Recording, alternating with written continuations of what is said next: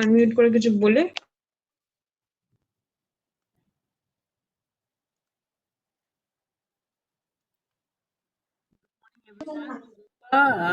please take over and you can start. Thank you. Gopa, you can come on video and start. Yeah, thank you. Thank you, ma'am. Good afternoon to all. And I welcome Ma'am Thangam, the President, Annie. I welcome Ms. Jyoti Clara, the Vice President, Annie. Welcome Ms. Vasudha Subeda, the Secretary of Annie, and Ms. Ajita, the Treasurer of Annie. Also, I welcome all EC members of Annie and all Annie members and all participants who all are present today. Welcome all of you to the today's Empower Our program, Understanding and Managing Clinical Safety. At the onset, let me wish on behalf of my all team from West Bengal a happy and safe Diwali to all of you.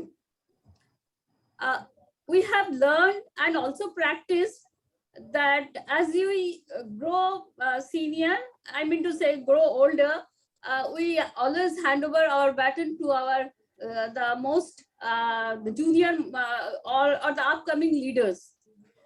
The same thing we followed here today, and for today's Empower Hour, we have invited the most upcoming, promising, talented nurse leader from my state, Ms. Paulomi Chaudhary from Apollo Hospital, Kolkata, Ms. Bandrisha from Fortis Hospital, Kolkata, and the whole program will be moderated by Ms. Dolly Biswas, the Chief of Nursing of Fortis Hospital, Kolkata, Anandpur.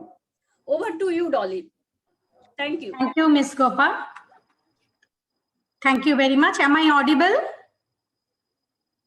Yes, Hello. you are audible. You are audible.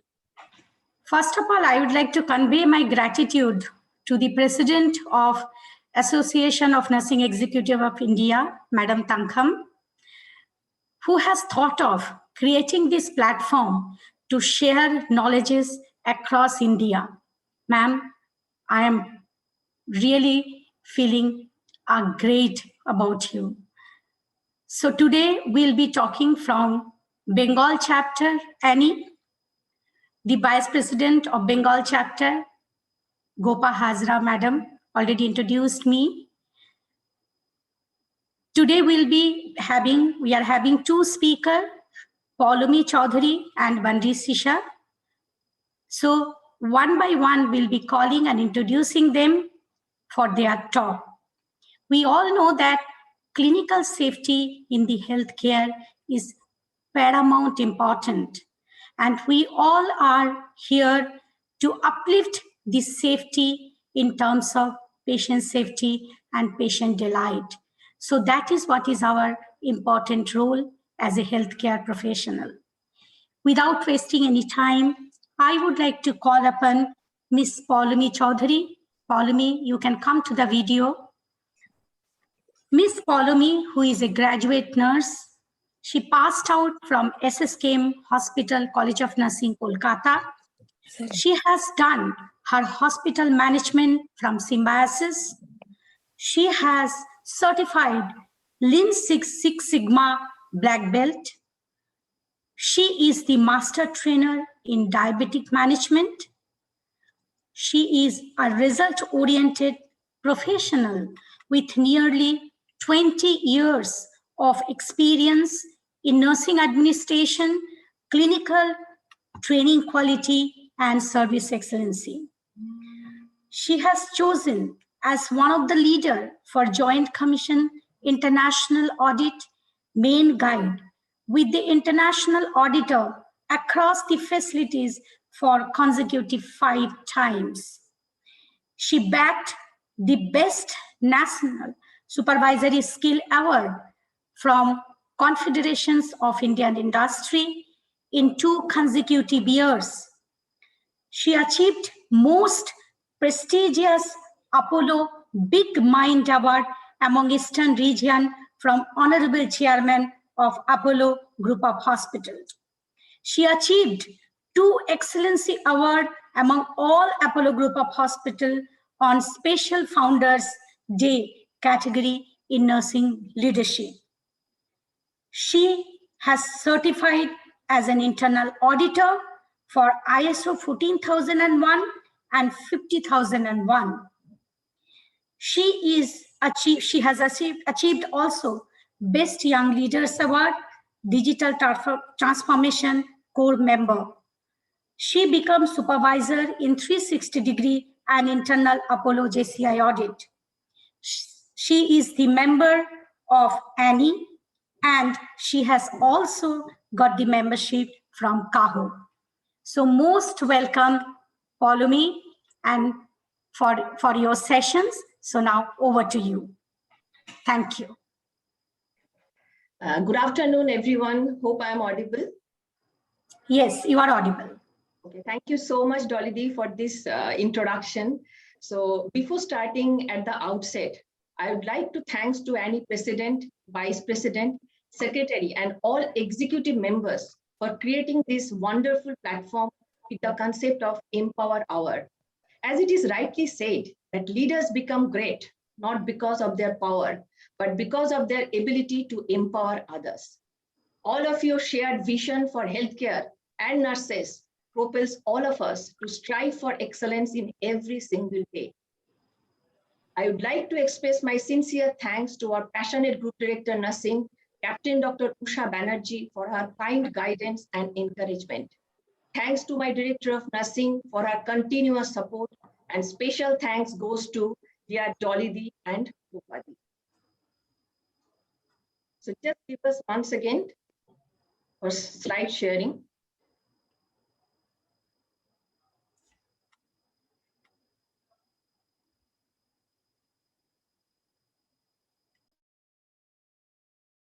Yeah. So hope the slide is visible. Yes, okay. So today our topic is understanding and managing clinical safety. So hopefully my timing is roughly 20 minutes. Yes, Dolly Dee? Absolutely. Yeah, okay. Absolutely. So I will be covering, because this is a very vast chapter, so I will be covering mostly the 4 aspects of clinical safety: IPHD 1, IPHD 2, medication safety, and IPHD 6, that is the fall prevention. As we all know, that the patient safety is the avoidance of unintended or unexpected harm to people during the provision of healthcare. Patient safety is the cornerstone of high quality healthcare, and the delivery of safe, high quality patient care is of utmost importance to nurses. So much of the work defining the patient safety and practices that prevent harm have focused on negative outcomes of care, such as mortality and morbidity. So what does safety stands for? This is the sense the error, act to prevent it, follow safety guidelines, inquire into accidents or deaths, take appropriate remedial measure, and obviously the responsibility. The safe quality care stands with the 6 pillars. That means it should be the safe, effective, patient-centered, timely, efficient, and equitable care. So what are the main challenges and concerns that we can see in the patient safety? There are lots of challenges. I would like to highlight the most important parts. That is the difficulty in recognizing errors, lack of information systems to identify the errors, relationship of trust with providers, shortages of clinical professionals, concern about liability, limited capacity on how to use quality improvement tools, and culture of safety, which is the most important part. As for the healthcare clinical safety, we can see the different types of problems or the errors. That is the transfusion reaction, again the violation of the IPHD 1, medication event, misdiagnosis, hospital-acquired infection, treatment error, delay in treatment, wrong side surgery, and fall with serious injury. So as per the WHO, the 66% accidents caused entirely by the patient, the 16% accidents due to error by hospital staff, 14% accidents by the staff and the patient both equally responsible, and the 4% accidents due to physical, mechanical, or electrical errors. So what are the basic system factors under the errors? There are two types of main factors, that is the system factors and the human factors. Under the system factors, we can see the complexity of the healthcare and the healthcare work environment, lack of consistent administration practices, deferred maintenance, clumsy technology. And in human factors, we can see the limited knowledge, poor application of knowledge, fatigue, attention distraction, inadequate training, or anxiety. If the anatomy of the errors in healthcare, the front end of the system, we can see the organizational factors, that is the culture, policy. Requesting participant to switch off your mic, please. Yeah, and in the sharp end, thank you so much, Dolly. And in the sharp end of the system, we can see the human factors, that is the clinical competency, communication skill, problem solving skill. And in between, we can see the environmental factors, that is the equipment, staffing, resources, and constraints. So most important thing is that we cannot change the human condition, but we can change the conditions under which the human works. So adoption of this paradigm by the leaders is the beginning of the culture change. So here lies the culture of safety. So in every organization, there should be a proper establishment of the culture of safety, identifying the organizational champions, deploying the patient safety strategies, and adoption of safety related technologies. So what is organizational culture? We all know that the way we do things around here, shared values and beliefs that interact with the system structure to produce behavioral norms. An integrated pattern of individual and organizational behavior that continuously seems to minimize patient harm that may result from care delivery processes. And in healthcare settings where there is a safety culture, the people are continuously engaged, encouraged, and supported to make care safer. As we mentioned, that the principle of patient safety lies in 6 things, that is the identification, the prevention of error related to hand-off communication, the assessing the medical accuracy while giving the care to patient, ensure correct site, and correct procedure surgery, reduce the risk of healthcare-associated infection, and reduce the patient from fall. Everywhere the nurses' roles are paramount. Patient safety is one of those ways to overcome the undesired events. Quality of care improvement and prevention of practice errors is dependent on nurses' adherence to the principles of patient safety. So now I will talk about the identification of the patient correctly. I think all of us, we know that this is one of the most important strategies in clinical safety. Patient identification seems like a simple cog in the complex framework of a healthcare facility. Errors in a simple process, although often harmless, can sometimes result in harm or distress to patients and their families. So patient misidentification is a medical error experienced across all medical departments, and avoiding these errors requires the preventive strategies. So what is the basic principle that we have to do? Simple, that identify the patient correctly with bare minimum 2 identifiers, that is the name and UHID number. And we should not use the bed number. We can see the different case studies in the net that there are of these misidentifications of the patient. So I just would like to highlight 2 such case studies. That a 68-year-old woman who presented to the emergency department from the ambulatory clinic with nausea, vomiting, and altered mental status. She had a history of untreated deep vein thrombosis in the right upper extremity and had erythema and signs of possible cellulitis. The emergency department medicine physician ordered non-contrast computer tomography scans on the abdomen, pelvis, and head. The patient was transported to radiology and mistakenly received a CT of the right upper extremity with contrast, which had been ordered for another patient with the same first name but a different surname. Another thing I would like to highlight about a pediatric 2-year-old patient who presented to the ED, subsequently underwent surgery, recovered in the post-anesthesia care unit, and was admitted to the pediatric unit late in the day. The next day, the night shift RN discovered that the child had another patient's identification to an 8-month-old baby boy who also had been seen in the ED the previous day but had been discharged home later that day. We can see lots of these sort of errors in our systems also sometimes, but I would like to focus that identification of the patient is one of the most important strategies of clinical safety. Now I will touch base about the second IPHT goal, that is the improve effective communication. What the standards say? We should not take the verbal or telephonic order except in emergency life-threatening condition. The hospital develop and implement a process for reporting critical results and the diagnostic tests. The hospital develop and implement a process for handover communication. Here lies the two part. The aim of a critical value policy is to ensure that no patient suffers as a result of delay in appropriate treatment for a potentially life-threatening condition that has been identified by laboratory testing. Another important aspect of the IPHT2 is the effective communication. And this effective communication is a hallmark of safe patient care. As we all know, the continuity of care is one of the important aspects. And for that, this handover communication is very much important. And we normally follow the SBAR. I think all of us, we know this thing: situation, background, assessment, and recommendation. This should be given between physicians and other physicians or healthcare providers, from one provider to another provider during the shift changes, between different levels of care in the same hospital, from inpatient units to diagnostic or other treatment departments such as radiology or physical therapy. We can see in the current research indicates that ineffective communication among healthcare professionals is one of the leading causes of the medical errors and patient harm. A review of reports from the Joint Commission reveals that communication failures were implicated at the root of over 70% of sentinel events. There lies the importance. In the acute care setting, the communication failures lead to increases in patient harm, length of stay, and resource use.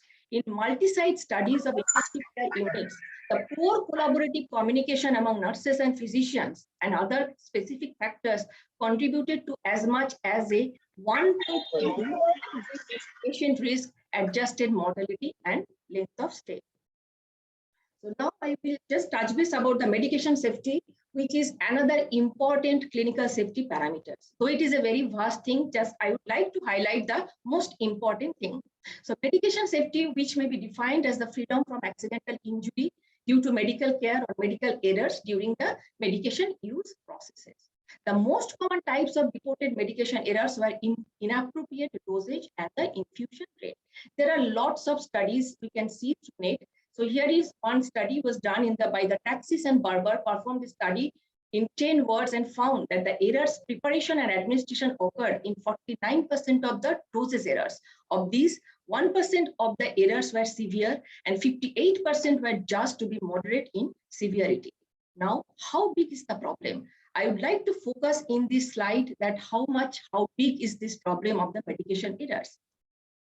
As per the FDA, receives more than 1 lakh reports every year that are associated with medication errors in 2019.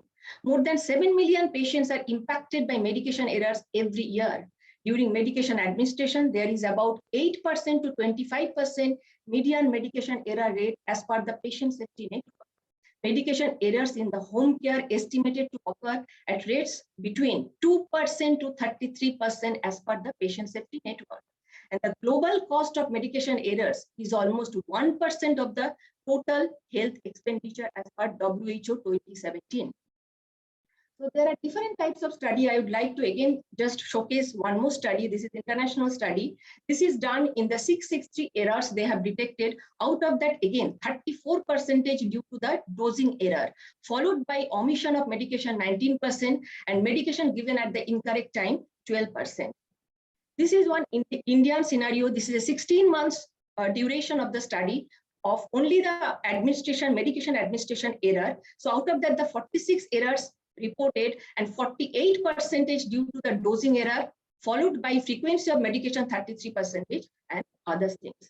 So in the medication pathways, if you see the point of failures, in every areas there is a point of failure, starting from the prescribing, transcribing, dispensing, administering, and monitoring. I would like to highlight only one part. In the prescribing, the most important thing is the illegible handwriting. In the transcribing, we can see there is a spelling mistake.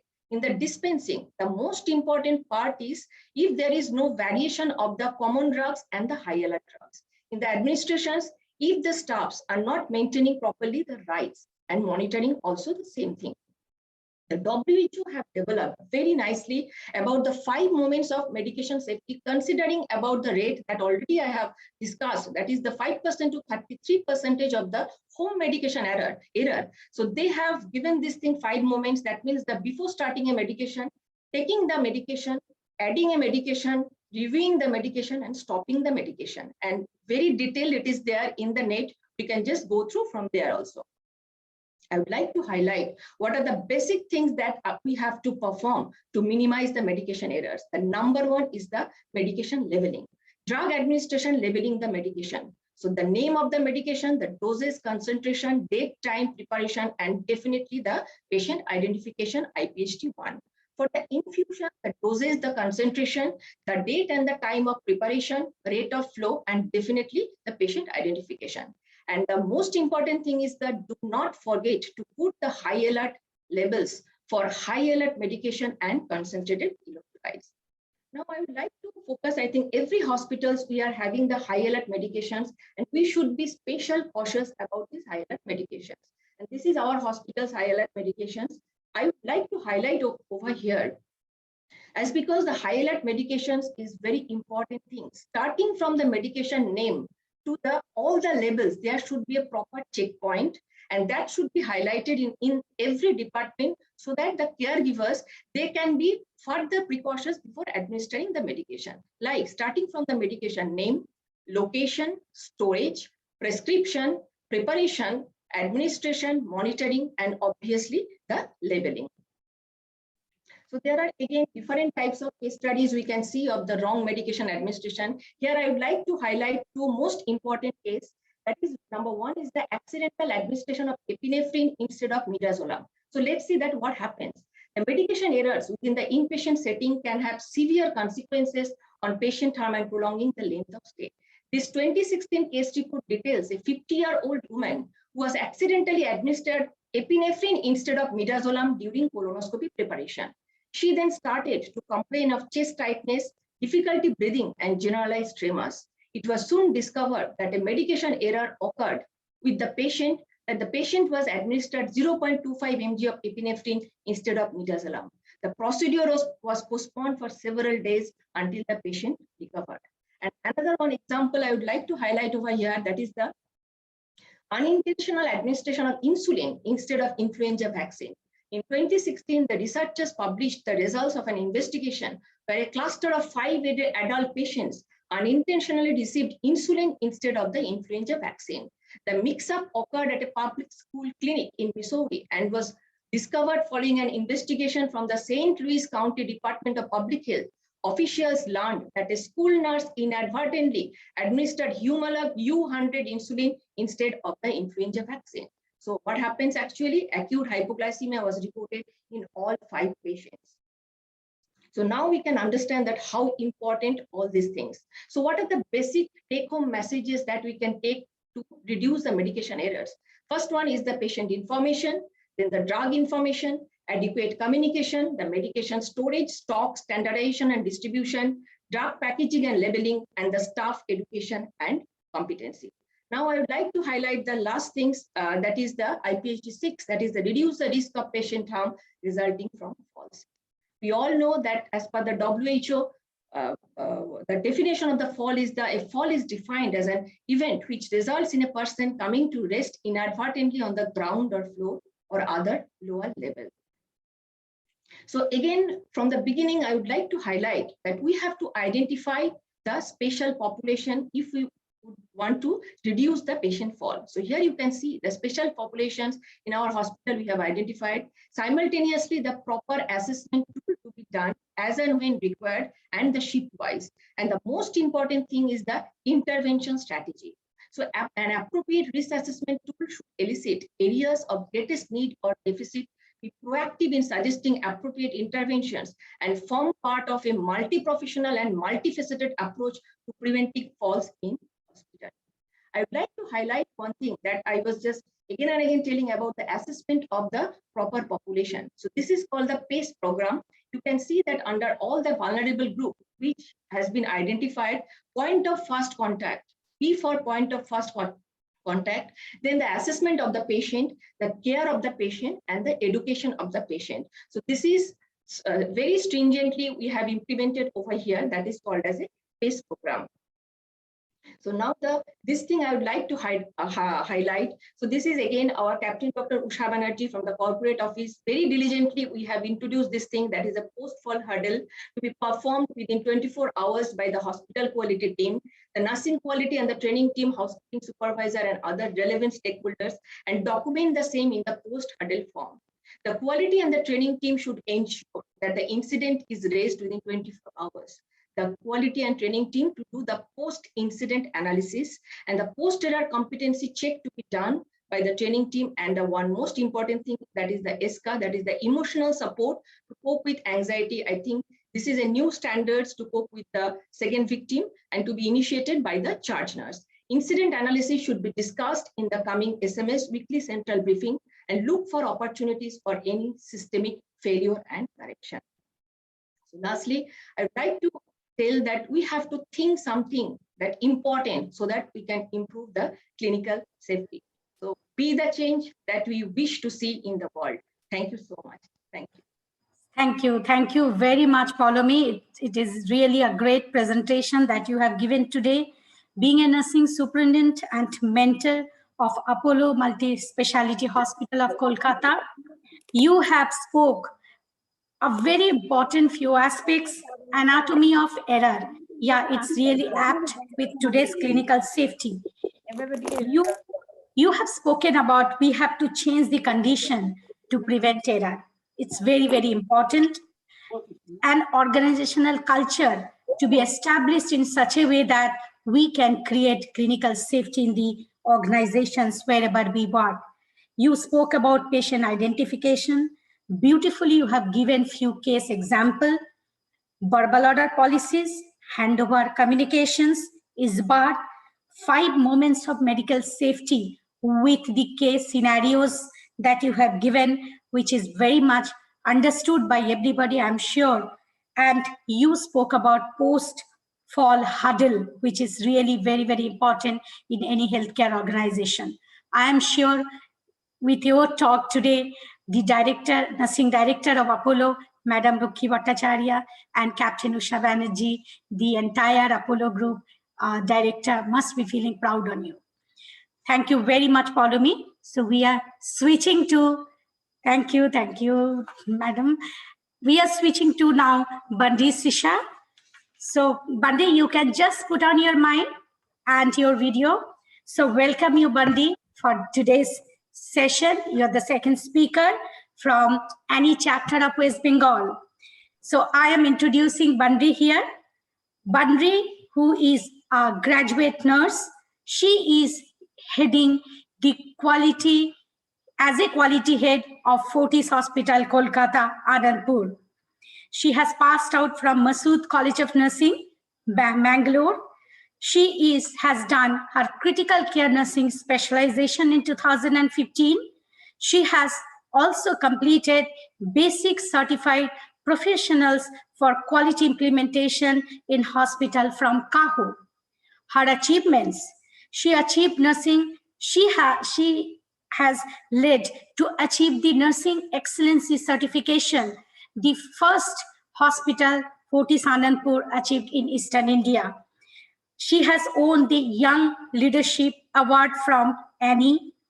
She has won 4 times award from CII Quality Circle presentation of QIPs.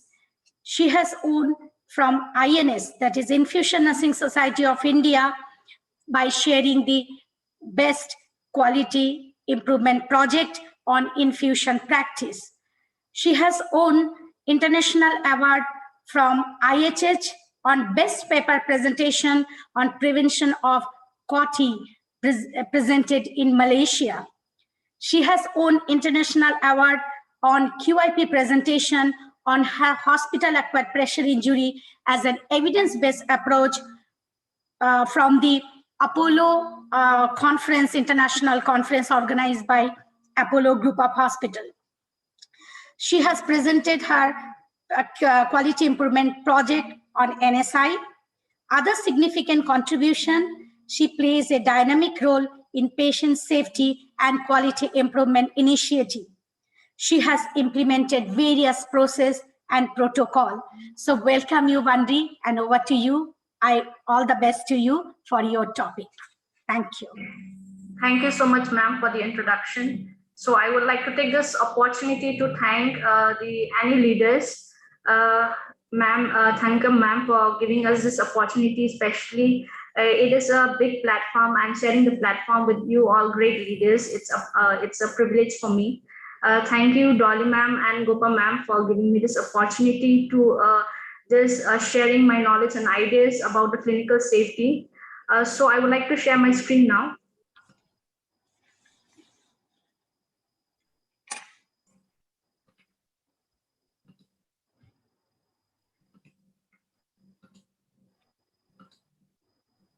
Ma'am, is the screen visible? Yes. Poulomidi had already extensively discussed about why it is important to understand and manage the clinical safety. I just briefly highlight why clinical safety is important in healthcare organization by understanding the clinical risk management. To maintain the clinical safety in the healthcare organization, first we need to understand what is the clinical risk management and why it is important. Clinical risk management is about minimizing risk or harm to patients by identifying what can and does go wrong during the care. During the process of giving care to a patient, we know that many a times there are errors, prone things that we can face, that it can bring errors, or it can hamper the care, or it can hamper the safety of the patients. So we need to understand and identify those. Understanding the factors that influence this, there are various factors which can influence, which can lead to errors, which can compromise the patient safety.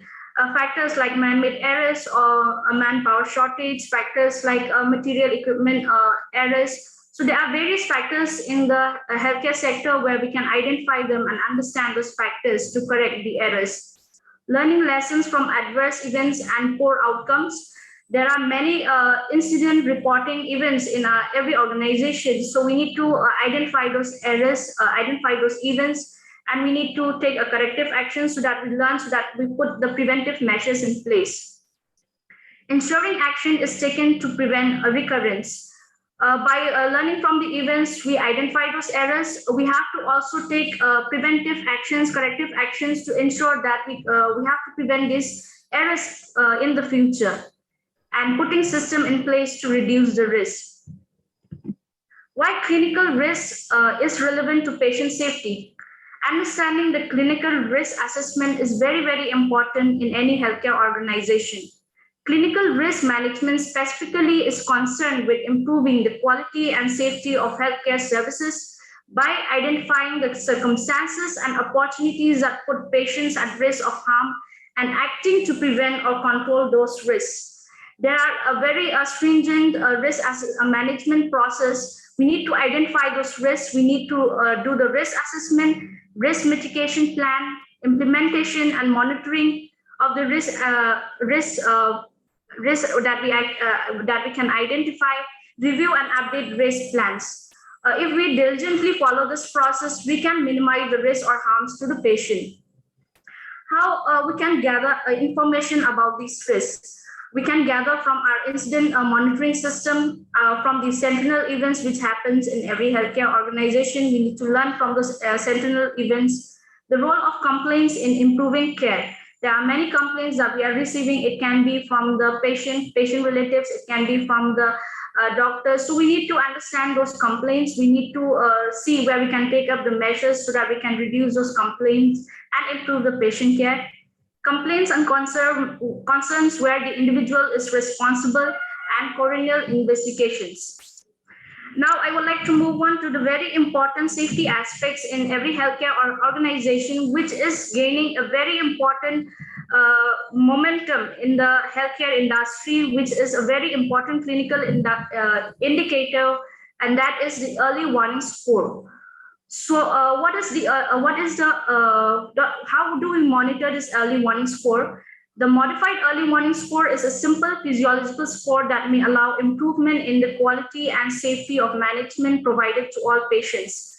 We know that this early warning score is very, very important, and I'm sure that every healthcare industry are using this early warning score, and it is very simple, and it's only monitoring the physiological score, which includes the vital parameters like respiration, oxygen saturation, BP monitoring, temperature, and heart rate. The primary purpose is to prevent delay in intervention or transfer of critical ill patients. So the main purpose of using the early warning score is to early identify, early detection, early intervention, and prevent the mortality and reduce the mortality and morbidity in the patient.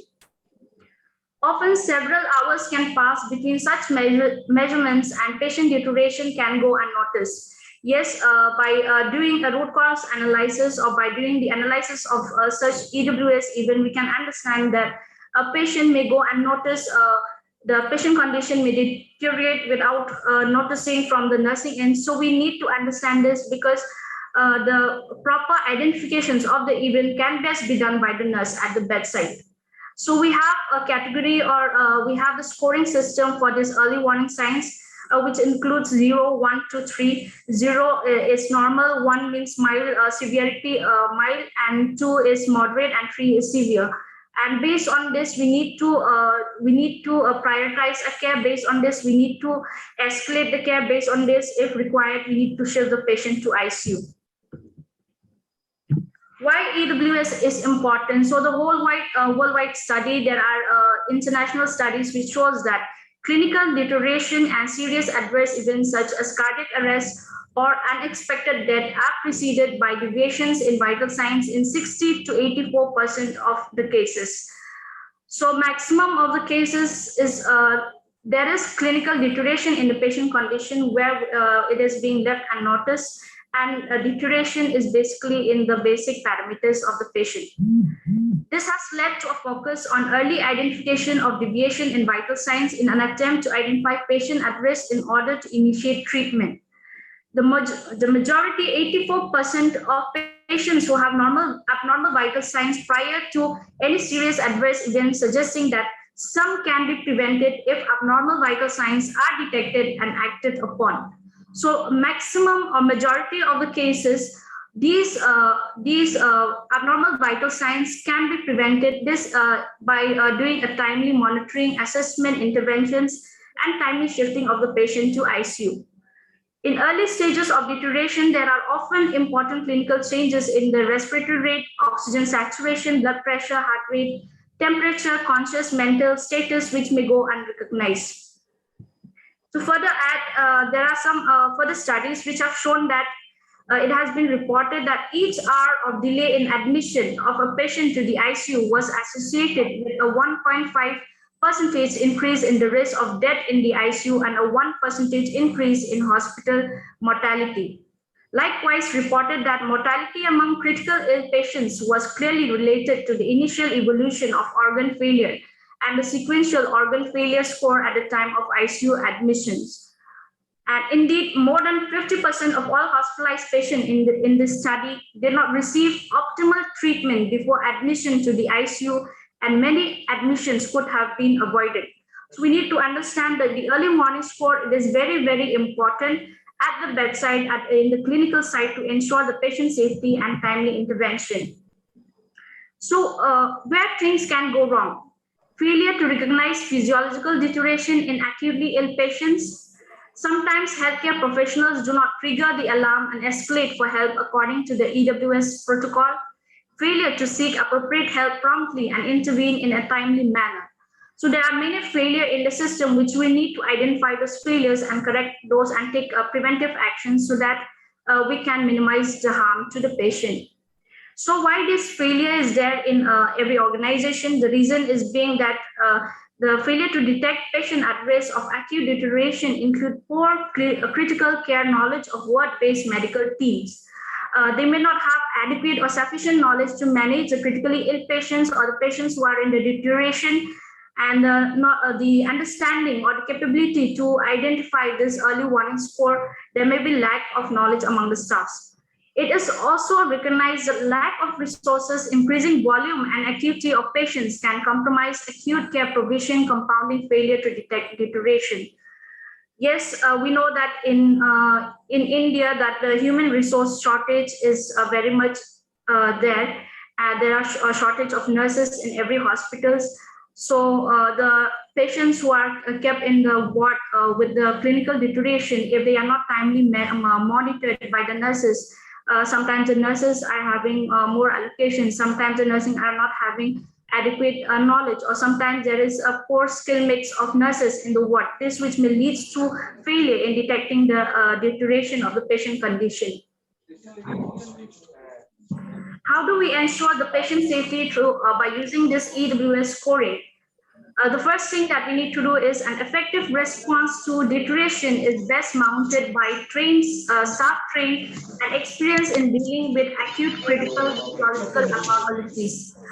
So we know that doing the early warning scoring or monitoring the early warning sign is the basic responsibility of every nurses. And we are privileged enough that we are at the bedside of the patient, and we are the best people who can monitor the clinical change in the clinical condition of the patient.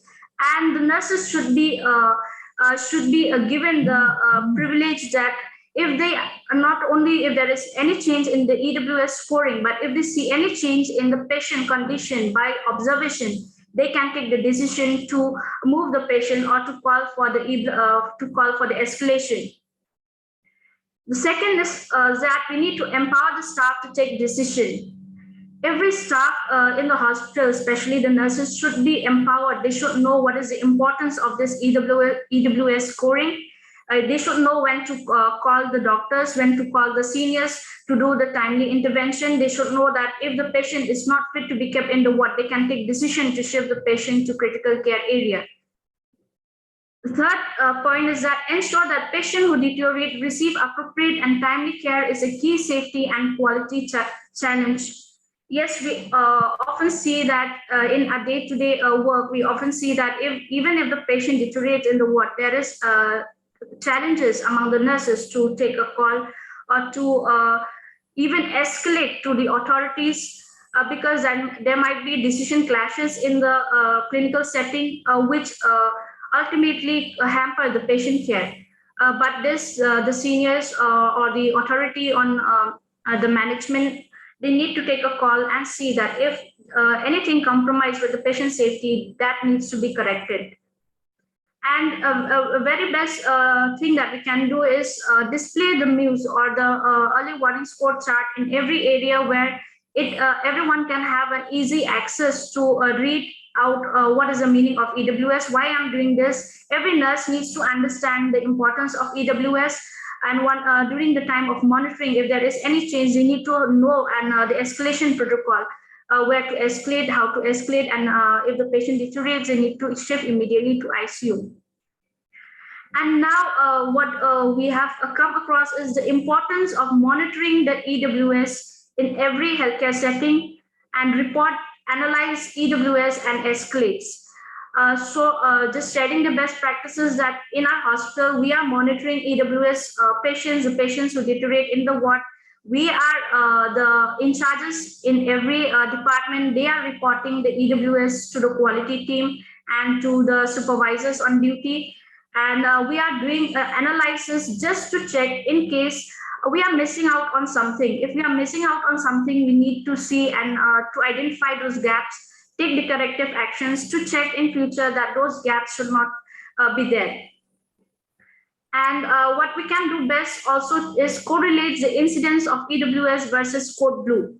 To just understand whether we are on the right track or not, we need to correlate the incidence of EWS versus code blue. So again, sharing what we have identified in our hospital is the number of EWS has started increasing because there is increased awareness among the staff that EWS can be timely captured, can be timely monitored, can be timely escalated. Yes, it can prevent death of the patient if possible. And the number of code blue has started decreasing because there is timely intervention and timely shifting of the patient to ICU. So that's why EWS scoring is very, very much important, and it is one of the good clinical indicator which we can monitor in a hospital.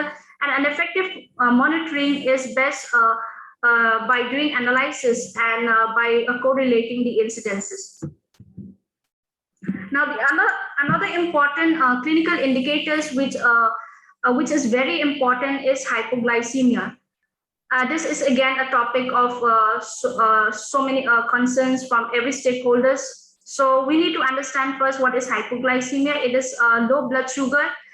It's defined as a blood sugar level below 70 milligrams per deciliter or 3.9 millimoles per liter. So hypoglycemia, if not treated in a timely manner, can put a patient at risk for injury or death. Again, this is also an early warning signs which the nurses need to identify at the right time and take necessary action and intervention so that we can prevent the patient deterioration or patient death. Early recognition and treatment of mild to moderate hypoglycemia can prevent deterioration to a more severe episode with potential adverse sequelae. So we need to understand that if every nurse at the bedside have this knowledge that if a patient is having hypoglycemia less than 70 milligrams, they need to call the doctors, or they have to be empowered to take the decision that I need to give the sugar packets to the patient if the patient is conscious, or if the patient is not conscious, they need to administer dextrose to the patient. So that because we have seen, and I'm sure everyone knows that if this hypoglycemia is left untreated, it can also lead to death of the patient. So what are the symptoms that we can identify if the patient is having hypoglycemia? There are neurogenic symptoms and neuroglycopenic symptoms.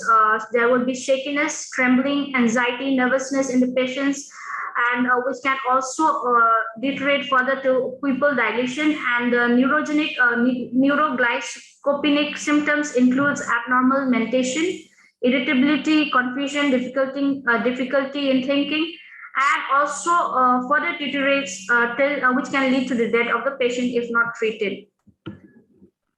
What can be the dangers of hypoglycemia? Hypoglycemia is detrimental to patient safety, posing both short-term and long-term dangers, and it can reduce the quality of life and increase the healthcare costs.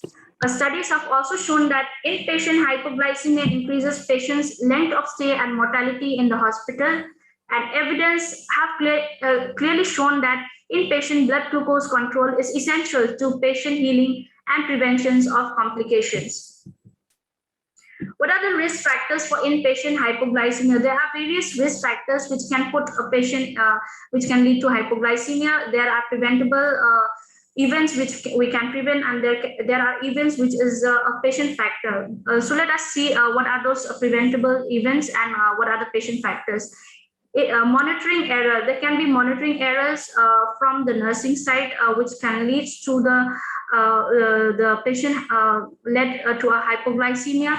There can be incorrect insulin administration to the patient, insulin administered in excess or at the wrong time. There can be insufficient exogenous, delayed or missed meal when the patient is put on NPM, and reduced oral intake. These are events where the patient can land with a hypoglycemia. And other factors like long duration diabetes, intensive diabetic management in intensive care. You know that controlling the blood sugar is very important to control the sepsis, so which ultimately sometimes lead to hypoglycemia of a patient. Critical illness like hepatic, cardiac, and renal failures, and sepsis and severe trauma, which can also put the patient at risk of a hypoglycemia. So how can we prevent this hypoglycemia? So the first thing is that every staff should be well trained and educate about hypoglycemia. What is hypoglycemia? What is the action required to treat hypoglycemia?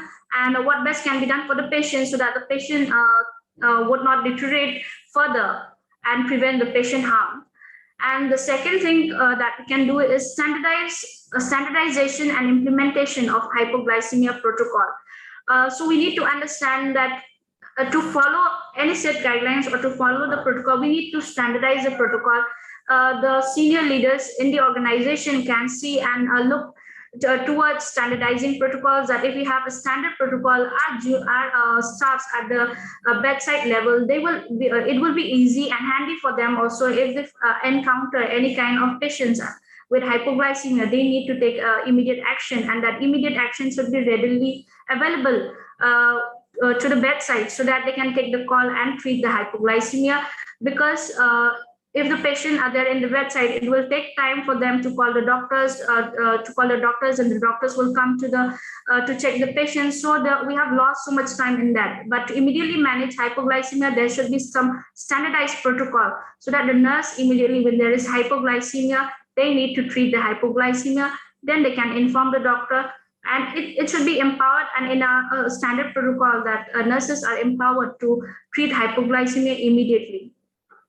Patient and family education. Patient-family education is very, very important, especially for patients admitted in the general wards where patient is conscious. We need to teach them what are the signs, symptoms of hypoglycemia. If there are any such kind of hypoglycemia, they need to report to the nurses on duty so that the timely interventions can be done. Family members needs to be involved and educated about hypoglycemia. When the patient is drowsy, not able to report or not able to complain about the feeling of hypoglycemia like sweating, the patient family who are there at the bedside, they can also immediately report to the nurses if they know what is hypoglycemia and what are the signs and symptoms that they need to look into. And to further improve our process, we can report, monitor, and track the incidence of hypoglycemia. Why do we need reporting of hypoglycemia? Because hypoglycemia, sometimes it can be due to the patient condition, but there are preventable factors which we need to report. By reporting, we need to understand that if hypoglycemia is being reported, we need to analyze those incidents, whether there are incidents or gaps from our side, that whether there are any delay interventions from our side, or we have missed something to identify at the right time so that we can improve our process. So reporting is very important, and data analyzers to modify performance improvement activities in support of clinical practice guidelines. So sharing again the best practices from our hospitals, since we have started reporting, analyzing the incidence of hypoglycemia. Not all hypoglycemia is because of the gaps which are from the nursing end, but we have also encountered that there are gaps in the clinical management of hypoglycemia. So we need to escalate these gaps to the right authorities so that they take the interventions, they put the inputs, and they have a standardized protocol across the healthcare sector so that every doctors who are treating the patient, they can follow the set guidelines and protocols to manage the patient and reduce the risk of hypoglycemia in the hospitals. And we have received good support from every clinicians after data analysis, that they have understood that hypoglycemia can be prevented by proper management of the patient. So I'm just sharing a good hypoglycemia chart when there is hypoglycemia in the patient, which was made by one of our endocrinologists in the hospitals. After sharing the analysis, he has come up with this protocol, and this protocol is available in every department so that they have easy access to manage hypoglycemia. Like when the patient is symptomatic with sweating, palpitation, tremors, dry mouth, hanger, headache, then we need, if the patient is conscious, we need to give 2 tablespoons heat glucon-D and check the CVG after 15 minutes. And recheck if the sugar level is more than 100 mg per dl, just give feeds to the patient. But if it is less, we need to repeat the measures. And if the patient is stuporous, 20 ml of 25% dextrose can be given to the patient. Check the CVG after 10 minutes. If it improves, then continue with the feeds. And if the hypoglycemia still persists, we need to repeat the treatment protocol. And if the patient is asymptomatic, we just need to give the feeds to the patient. So this is a very good protocol or standardized protocol that it can help the nurses who are at the bedside not to get confused. Like if the patient is having hypoglycemia, an immediate call can be taken on how to treat the hypoglycemia and prevents further deterioration in the patient's condition. So moving ahead to the third topic, I know infection control prevention is a vast subject, but I won't be dealing so much into this. I'll just highlight the important WHO points on this as we have less time with us. According to WHO, infections acquired during healthcare deliveries are a major problem for global health. Everyone knows for those people who are already in the healthcare sector, we know that infections is posing a greater risk to the patients, and it is a major concern in our healthcare industry. And 1 in 10 patients get an infection while receiving care. But healthcare associated infections are avoidable, and to prevent these infections, including those antibiotic resistant, is the key priority for WHO. So just let's see what are the core components put down by WHO in order to control the infection in the hospital. The first important and foremost thing that we need to see in this WHO core component is the infection control program. Every hospital needs to have a robust program of infection control with the proper budget, with the proper manpower who are looking after the infection control activities to ensure that the infection control activities in the hospital can be carried out in a proper way. Implement guidelines on IPC. To follow or to do anything, we need to have a standard guidelines. We need to have a standards protocol in the hospital, and only if a standard protocol are there in every hospital, then only we can follow the best infection control practices. Education and training. Education and training is very, very important. Every employee working in the hospital should be educated about the best infection control practices, and training should be very practical. It should be very experience-based training to give a realistic effect of the why infection control prevention is very important. Healthcare associated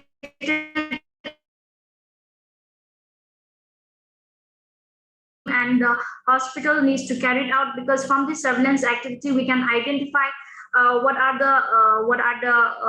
the most commonly identified bugs in the hospitals, and how we can prevent these bugs from spreading, and how can infection prevention protocols can be implemented in the hospitals.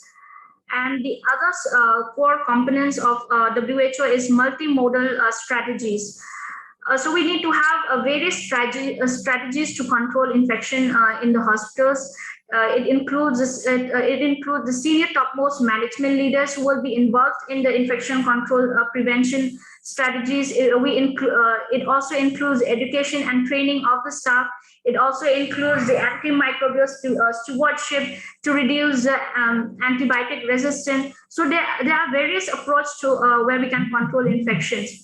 And we need to have a regular monitoring and auditing in the hospital. Only if we are auditing, only if we are monitoring, then only we can identify there is chances of infection. And we know that in every hospitals, we have experienced one or the other patients who have landed up with an infection in the hospitals.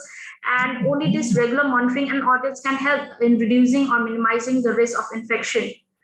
Bed occupancy and staffing level. This is a very important point highlighted that, by WHO, that infection control prevention not only includes the best practices, but having the proper occupancy and staffing level. Staffing level, a good staff, a well-trained staff, a good number of human resource in the hospital is very, very important to also control the infection in the hospital. And the last core components of WHO is a clean and hygienic environment. To work in any healthcare setting, we need to have a clean, hygienic environment, which is appropriate, which is adequately clean, so that everyone works in a healthy and safe environment. So I'm just touching the 8 core components, which is very basic and very important according to WHO. I'm not going into details of infection control prevention since it's a vast topic and we have very limited time. So to come to the conclusion, a better patient protection can be delivered by strengthening processes and changing an organization's culture. The promotion of a fair blame culture to encourage the reporting of problems and promote learning from them is crucial. Poor performance should, however, also be tackled robustly. And if you are unsure or any issue related to patient care, always ask for help. Patient safety is paramount. So thank you so much for this opportunity. Ma'am, over to you. Thank you very much, Bandri. You have elaborated in details about the factor which leading to harm to the patient in organizations, risk mitigation plan. You have spoken in detail on early warning sign and hypoglycemia, and we all can understand how much it is important. And you have spoke about that if we do a comparative analysis of code blue call and EWS, we'll be able to understand how many code blues we can prevent if we meticulously train the nurses to understand early warning signs. And you have also spoke that empowering nurses to adopt the preventive strategies of hypoglycemia, preventive strategies of infection control in the organization, and detail about WHO care component. It's really excellent presentations you have done today. Madam Tankam has just sent questions in the chat box that whether we are using SOFA in clinical assessment of the patient. SOFA is sequential organ failure assessment, ma'am.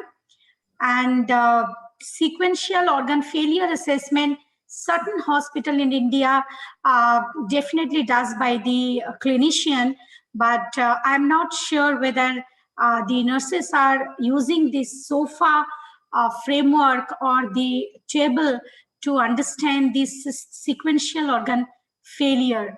So, ma'am, if you have anything with you, you can also share in this forum. So Thank you. I think that Thank you, Dolly.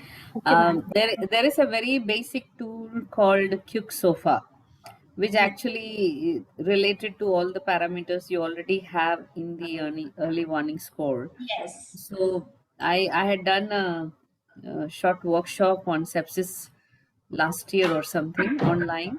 So that time I had discussed about QSOFA, and when I came across that, I discussed with few intensivists, and they said it's very easily, you can incorporate that very easily into your daily, early warning score, and then you will be able to identify patients in early sepsis in ICU as well as in outside the ICU, because sometimes we are a little late in identifying the onset of sepsis.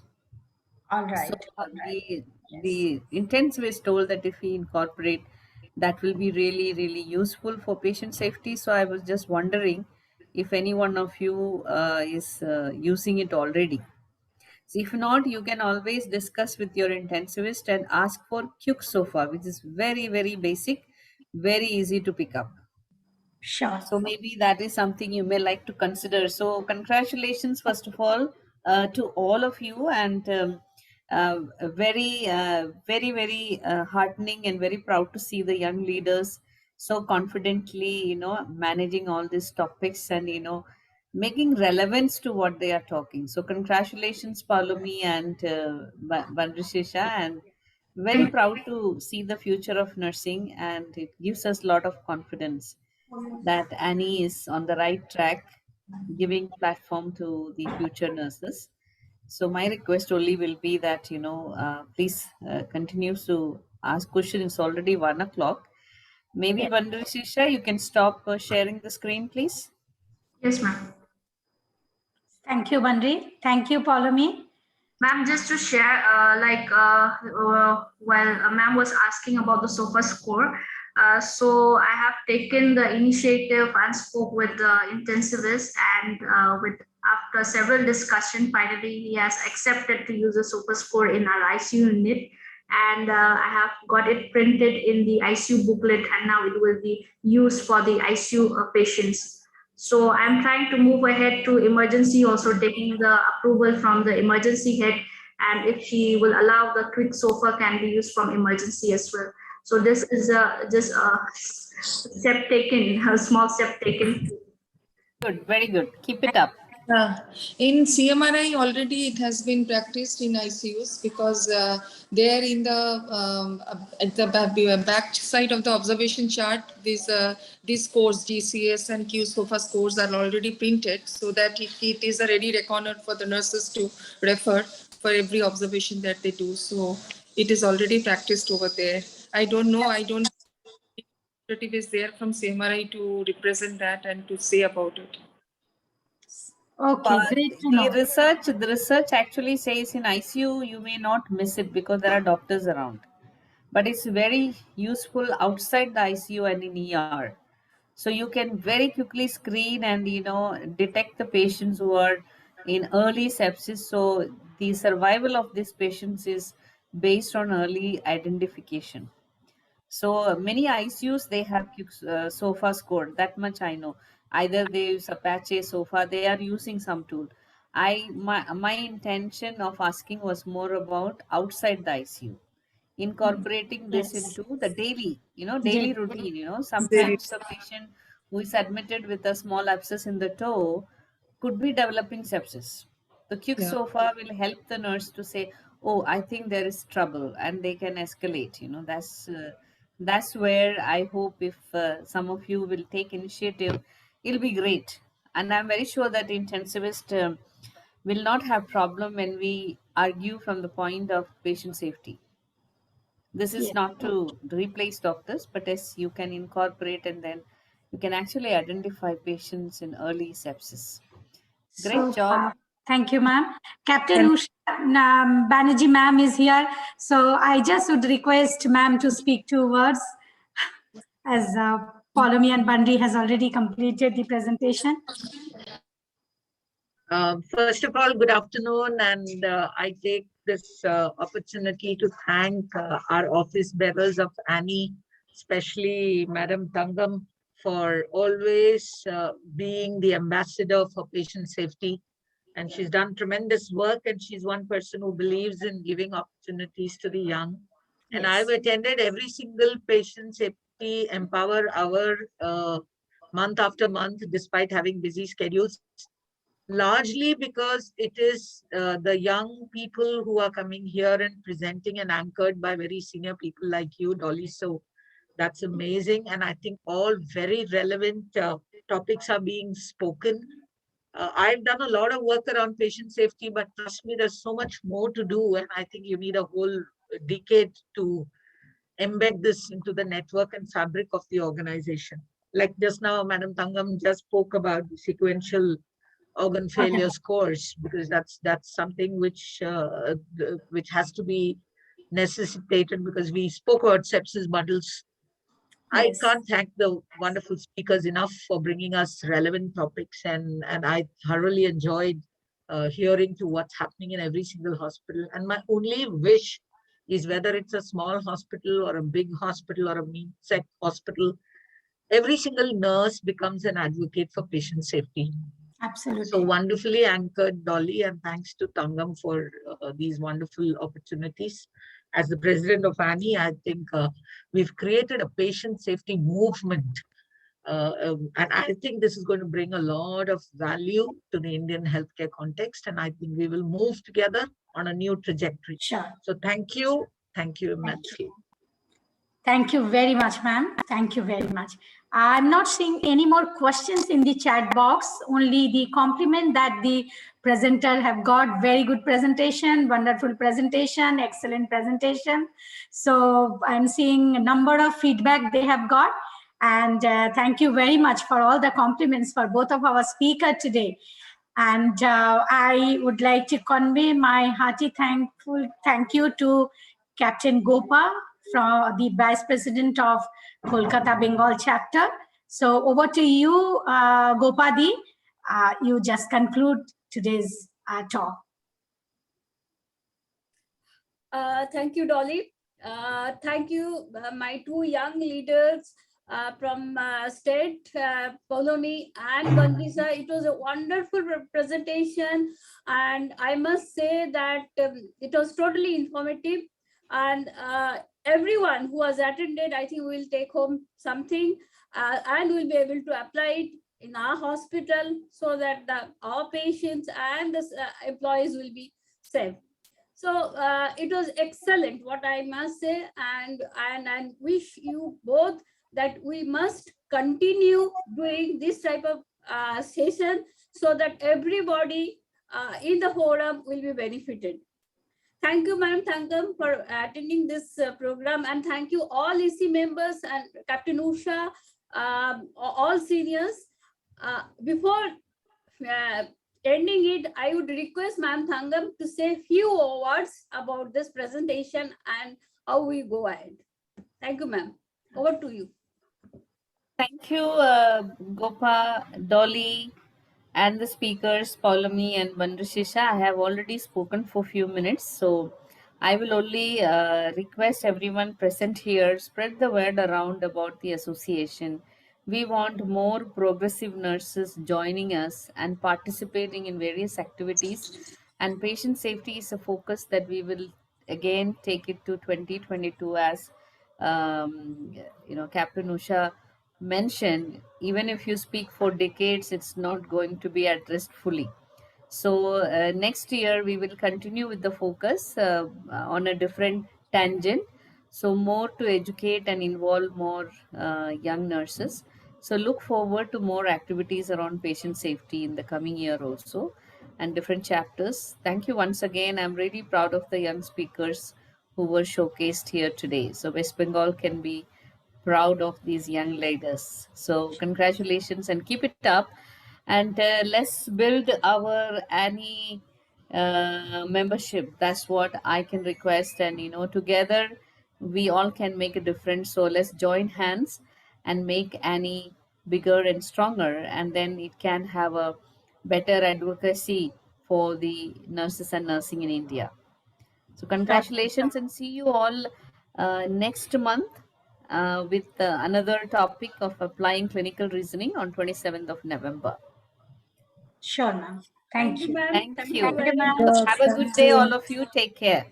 Thank Thanks a you. lot. Thanks a lot. Thank you. Thank you. Madhukari Di, thanks for joining from Bangladesh. Thank you. Thank you so much. Madhukari is always with us. Don't worry. Yes. Great. Adita It's my Adita privilege. also connected from Kerala, I have seen. So Yeah. thank you, Adita. I am always privileged to be, in touch, because I feel that I don't want to be disconnected. That will give me a pain. Thank you. Ajita, And very thank soon, you very much. and very soon I'll be Thank calling you. you Great because we will be presentation. having some meeting. Okay, Madhukari. Okay, sure. Okay. Thank you. Thank you. Thank you very Thank much. you, Ajita. Thank See you.